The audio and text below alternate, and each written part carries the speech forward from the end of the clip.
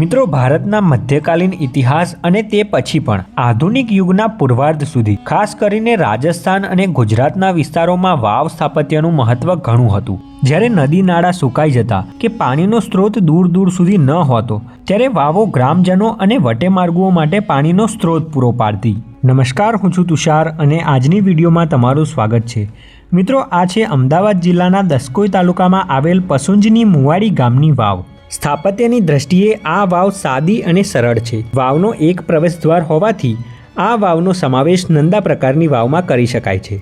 સામાન્ય રીતે દરેક વાવોમાં પડથાણની ઉપર મજલા જોવા મળે છે, પણ આ વાવમાં માત્ર શિખરબંધ સ્તંભોની સ્થાપના કરવામાં આવી છે અને દરેક સ્તંભની ઉપર આડા પાટડા મૂકવામાં આવ્યા છે. વાવમાં 4 પડથાળ જોવા મળે છે અને શિખરબંધ સ્તંભોના આધારે તેને 3 માળમાં વહેંચી તો શકાય છે, પણ માત્ર સ્તંભો પર આડા પાટડાઓની રચના હોવાથી અહીંયા મજલા કે કોઠાઓની રચના જોવા મળતી નથી.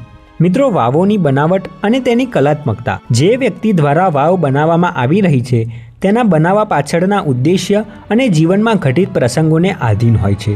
રાજાઓની પ્રતિષ્ઠા પણ એક આધારભૂત કારણ હોઈ શકે છે.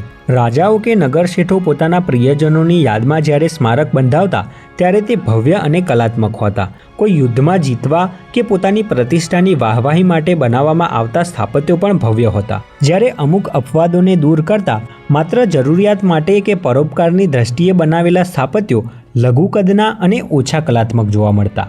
આ વાવના પ્રવેશદ્વાર પાસે બહુચર માતા અને સિકોતર માતાનું સુંદર મંદિર પણ આવેલું જોવા મળે છે. તો બસ મિત્રો, આજ માટે આટલું જ. મળીએ એક નવા સ્થળ અને નવી જાણકારી સાથે. જય શ્રી કૃષ્ણ.